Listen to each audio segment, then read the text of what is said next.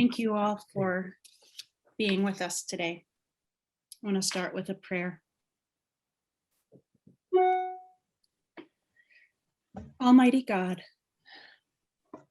our loving, merciful Creator, help us to look inside ourselves. Give us the courage to see all that you need us to see today. Let your light shine bright within us. Help us to offer grace to one another as we work in community to grow towards you. Amen. Amen. So I first came across Ron Buford and Racists Anonymous last fall. I was in a class with Donna Scopper. I was doing research on racism, and Ron's 12-step model offered me something that I didn't get from any of the many books that I read. So I attended my first RA meeting over Zoom. That was, I think, in October. And Ron offered me such grace as I sought to understand my own racism, my own built-in bias that goes back my whole lifetime. This grace, through Ron, from God, allows me the freedom and the courage to grow into myself as a child of God and also into an activist for all of God's people in whatever way I come into that activism in my life, in my community.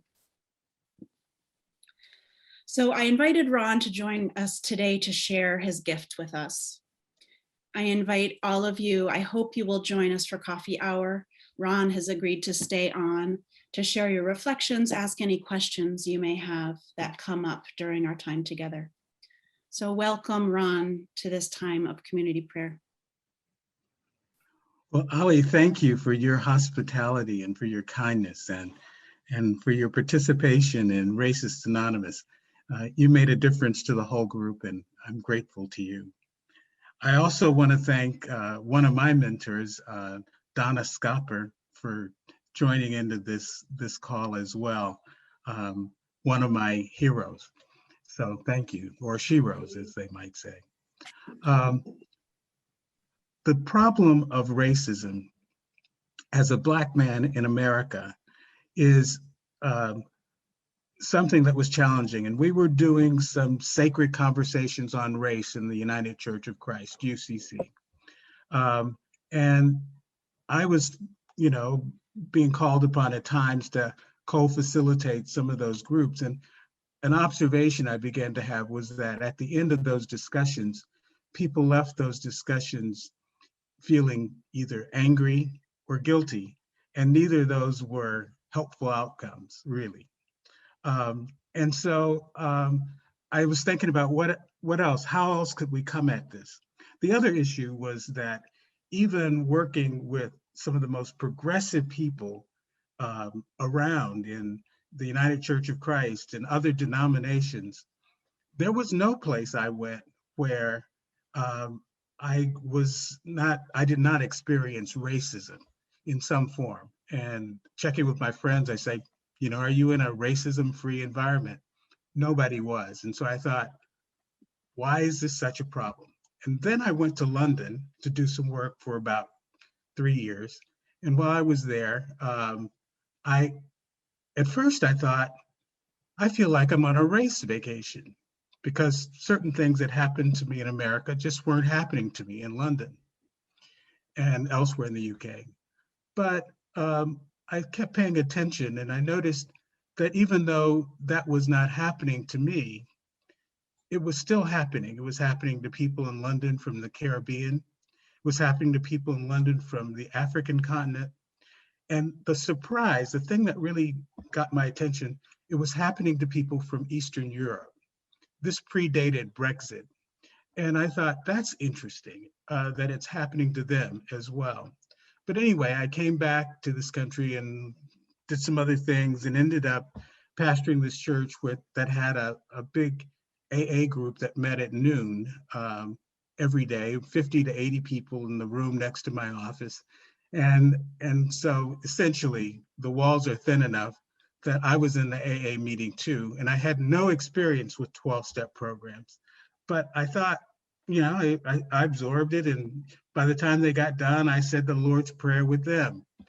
And thinking about the racism issue, I thought, well, maybe, just maybe, we could approach racism in the same way that you might approach alcoholism in a 12-step program. So I read the big book and read some more things about AA and started a RA group, a Racist Anonymous group. And it got picked up by the paper and the news and so forth. People came and there was interest and in Alcoholics Anonymous, you start out by saying, hi, my name is Ron and I'm an alcoholic, And so we said, well, let's do the same thing for racism. And so that's the basic model that we're using here. And what I liked about it, what was really helpful is that in AA, people go to AA to work on their own alcoholism. They don't go to AA to work on other people's stuff. And so often with a lot of racism work, they're valuable programs. For example, I'm a strong supporter of Black Lives Matter. And so there are other things that you would do besides the internal work. But in terms of the internal work, what I was impressed with AA was that people go to AA to work on their own alcoholism. And I felt that in the same way, we might go to AA for our own alcoholism, people come to RA to work on our own racism. And what you'll see in this time together is we redefined racism, essentially as attention to any external difference that causes you to treat another person differently. That being the case, we built a program around that. And so it is confessional in some ways. In that same way that you say you're an alcoholic, we say that we're racist. But the best way to describe this to you is to step you through what is a typical meeting. And with the help of our readers, you'll hear that, and then there's a time for sharing and discussion.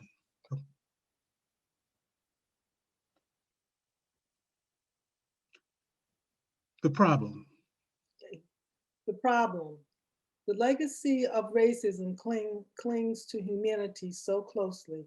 We ooze racism the way someone who eats a lot of garlic would ooze the smell of garlic by merely sweating.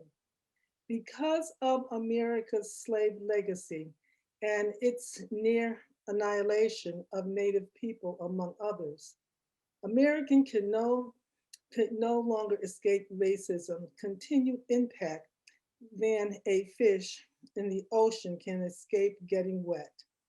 Racism and cultural oppression not only persists in America, but also endures around the world as if they were an ancient anthropological holdovers like cannibalism.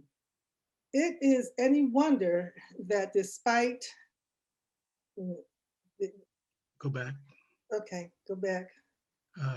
The slide. The slide? Yeah. Okay, I'll just, wow, what happened? Okay.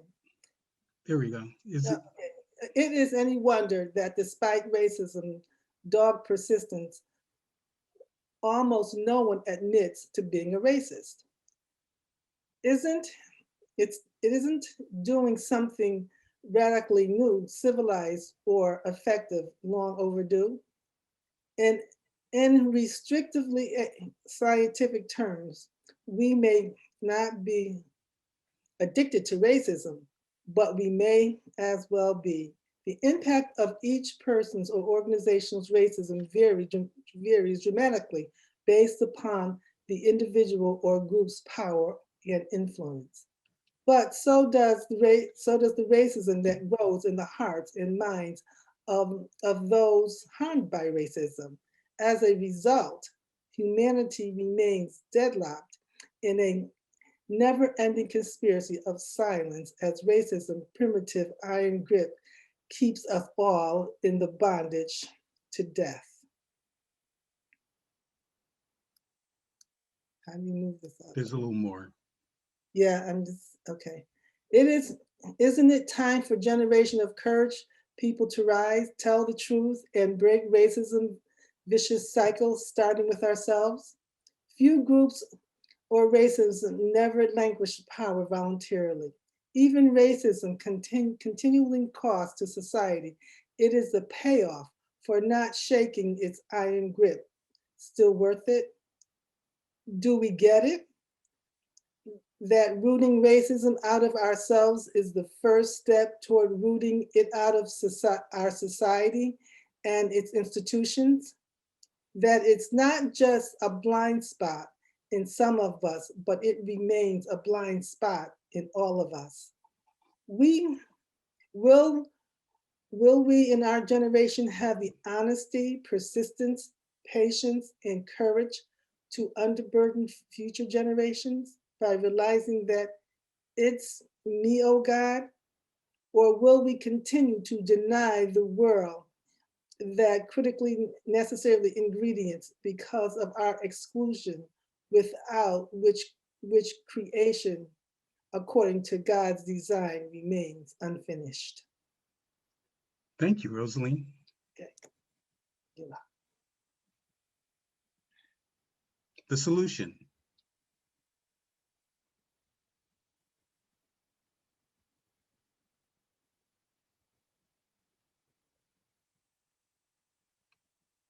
Who's reading the solution? That one is Donna. Are you with us, Donna? I can go ahead and read that. Okay. Just trying to make it big again.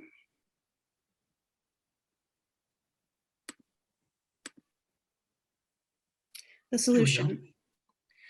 Are we not the salt of the earth, the yeast? How many loaves of God's wonder bread have gone unmade, bread for the world's deepest hunger? Why? Because of the primitive racism hook within us, demagogues more easily exploit our inner jealousy, envy, and fear, pulling us away even from our natural self-interest to fulfill racism's destructive and unyielding demands. Here's the good news. God, the creator, is still baking, speaking, creating, sending humanity the wide variety of ingredients necessary to finish creation toward God's envisioned perfection. With God's help, we can continually overcome, one day at a time, and teach other race addicts to do the same.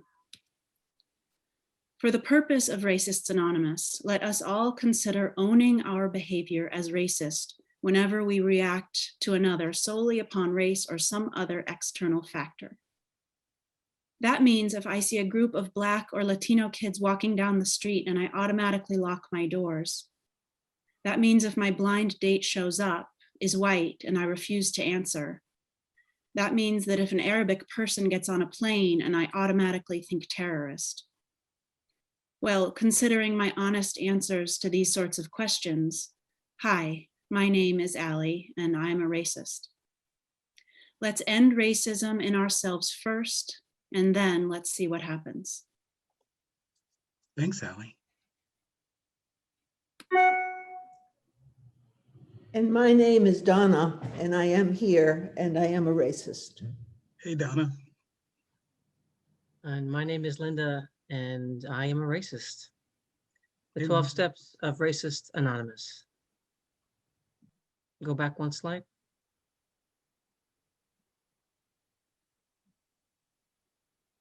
We need to go back one slide. I am working on it here. I know.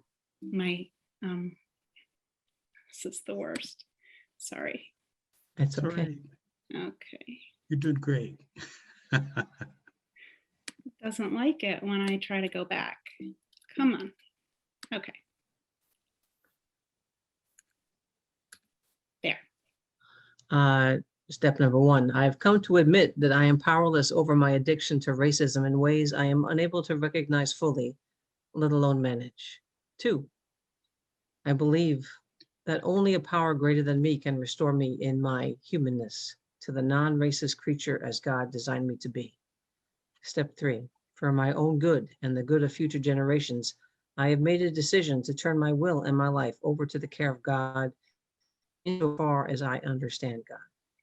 Step 4, I've made a searching and fearless moral inventory of myself concerning my bias towards others on the basis of race, class, gender, physical attributes, abilities, nationality, sexual orientation, and more. 5, I have admitted to God, to myself, and to another human being the exact nature of my wrongful thoughts and actions. 6, I am entirely ready to have God remove all these defects of character. Step 7, I have humbly asked God to remove my shortcomings. Step 8, I've made a list of all persons I have harmed and am willing to make amends insofar as this is possible. 9, I will make direct amends to such people wherever possible, except when to do so would injure them, others, or create more harm than good. 10, I will continue taking personal inventory, and when I behave wrongly, I will admit it promptly. 11, I will continually seek through prayer and meditation to improve my conscious contact with God insofar as I understand God, praying for knowledge of God's will and wisdom for my life, along with the power I need to carry that out. And 12, as I have spiritual awakenings as a result of these steps, I will share this message with other race addicts as I seek to practice these principles in all my affairs. Thank you, Linda. And thanks to all the readers and participants. At a meeting, it flows just like this. And there's someone who guides people through the script, essentially. And at this point, there would be a presentation. And the presentation, sometimes, like when we do an introduction, is the members, and they might have them answer a question. Or at the first meeting, I asked people to answer 2 questions. 1, describe the first time you encountered racism. 2, I asked them to describe the first time they saw their parents do something racist. And everybody has a story, and I tell mine. I'll tell them really quickly here. The first time I encountered racism, my dad took me to the amusement park and sat back while I got on the ride. And I ran to get in line with another kid there, little white kid, and before I knew it, his mother came over to pull him away from me and looked at me like I was a wild animal or something. I didn't understand what was going on, but my dad came over and explained to me that that was racism.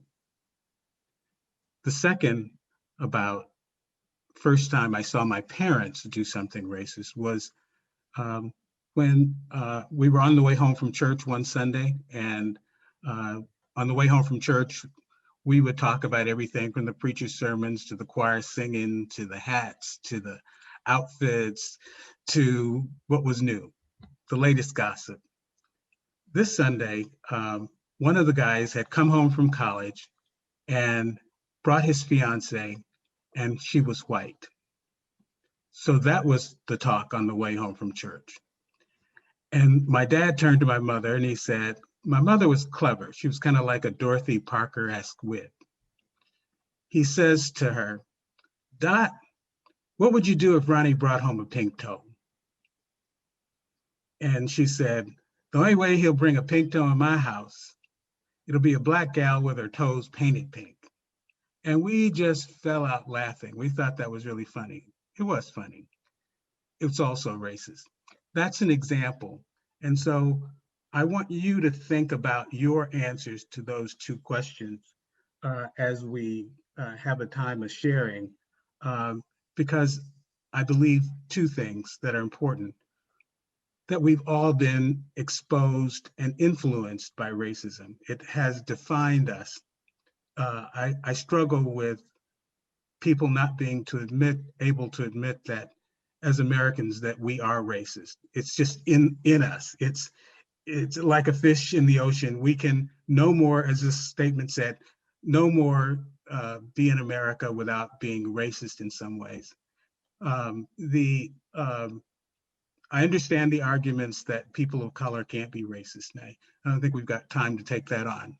But I think that by our definition of racism, that includes not only race, but includes size, sexuality, all the external differences that cause us to treat other persons differently. So I'd like you to think about that and either share your own story about your first encounter, your parents, first time you saw your parents do something racist, and let's just talk about it for a few minutes. Who wants to go first? Or do you want me to call on somebody? I'll go first, Ron. Oh, thanks so much, Donna. Because it's both and. I went to a public school in Kingston, New York, down near the river. And I came home from kindergarten. They had kindergarten in that school way back then. And I said, I am in love with Bobby. And my grandparents and my parents both said, we're going to have to put you in parochial school. And I said, why? And they said, you know what Bobby is a Negro. You know. This would have been like in about 1952. Then I said, yes, but I'm in love with him. And they literally pulled me out of public school. And I went to parochial school, and they didn't even have the money to do it. But my grandmother stood up, and said, took one for the team, said, I'll pay for it. We can't have this. Wonderful story. Thanks, Donna. Yeah. Who else has a story? I'll go next. I had a lot of experiences, I think, on both ends. Both a sense of awareness from external and internal. But one of my most memorable ones was when I was a child, and we used to travel. My father, we used to travel as a family, and I can remember my father driving to New York, and my father got pulled over by a white police officer. And how that police officer was so disrespectful to him. The police officer made him the police officer called him boy. And I can remember, I didn't understand, they kept yelling at my father. And then one of the things that stood out, my mother kept telling him, shut up, don't say anything, shut up, just shut up. And he really wasn't doing it, but I think I felt so bad for my father because I feel that everybody was jumping on him, but at the time I didn't understand what was really going on. I was young. And as a child, I just remember how a white police officer who should have been kind to him was so rude to him, and without cause, that it made me that people see Black people different than they see other people. Oh yeah. So that was one of my first, and one that stuck in my head more than others. Thank you so much for sharing. I think it's a great one too. Who has a story you want to share? I'm Thanks, not quite Linda. remembering a racist incident, but what I know for sure is I think I might have been 4 years old before I ever saw a person of color. I grew up in North Haven, Connecticut, and I remember my father took me somewhere. I think he brought me to work or something. He was an engineer for Sikorsky or Pratt & Whitney at the time, and he brought me into work, and I saw my first, he was a friend of his, a coworker, Black man. I just had never seen a Black person before. And then I go back to my white community, and because at that time there weren't even any shows on TV that showed people of color. Yeah. This is back in the 60s, so you didn't have much there. I think there might have been a couple, but I'd never seen anything myself.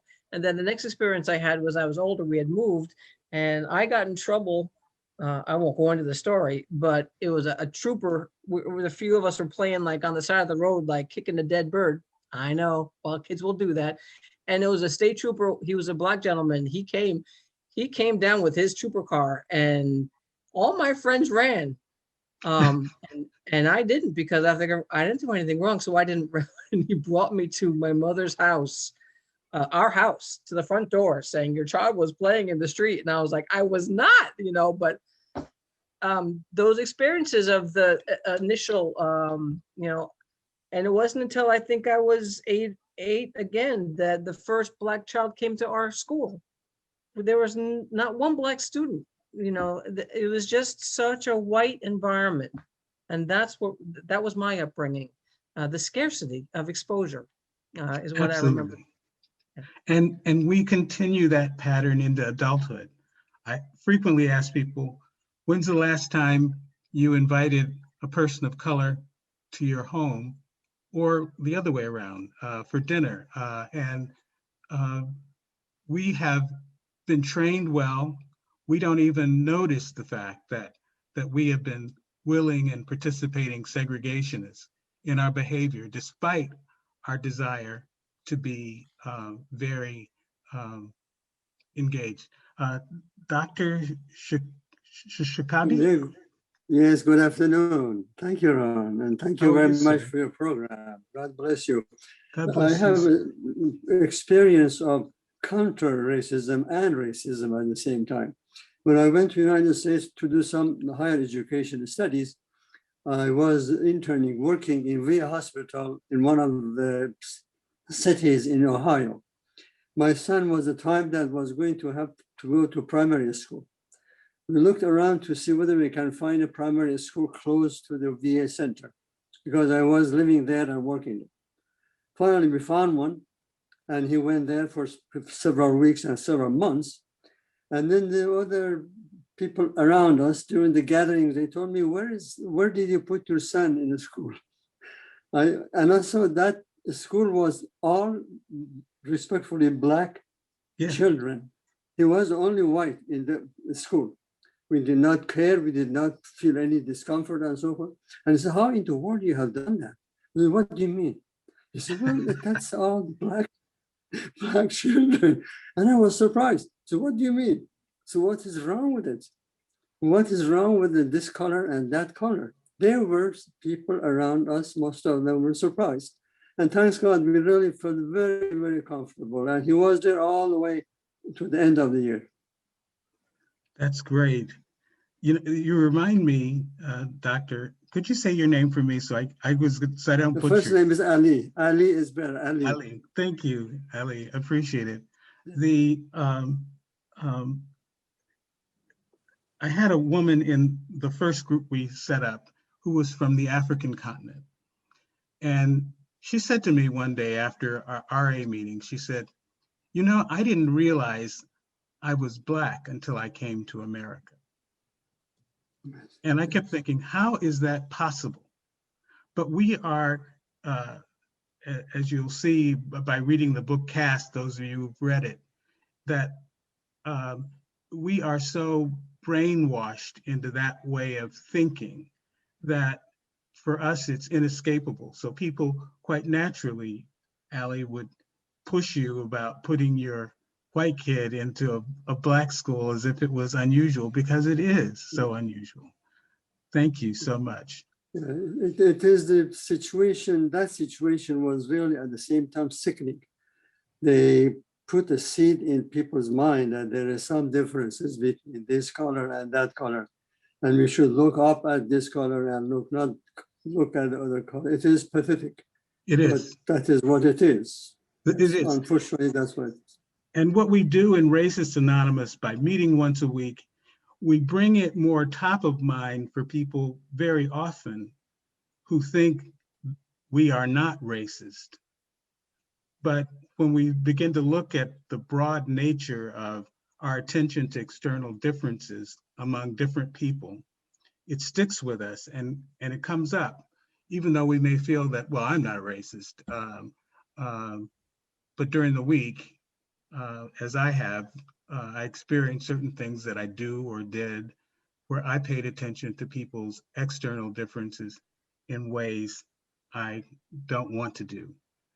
So the other thing I just want to say about racism, Racist Anonymous, is that it's confessional. People have the same problem acknowledging that they're racist the same as we do with admitting that we're sinners. We are sinners, you know, and somebody said, "I'm not okay, you're not okay, but with God, that's okay."